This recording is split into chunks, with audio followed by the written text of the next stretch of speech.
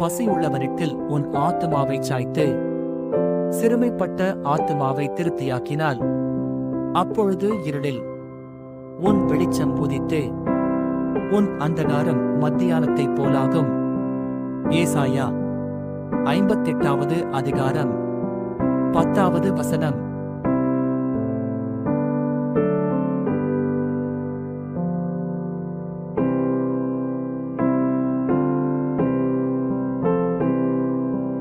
பசியுள்ளவனிடத்தில் உன் ஆத்துமாவைச் சாய்த்து சிறுமைப்பட்ட ஆத்துமாவை திருப்தியாக்கினால் அப்பொழுது இருளில் உன் வெளிச்சம் உதித்து உன் அந்தகாரம் மத்தியானத்தைப் போலாகும்.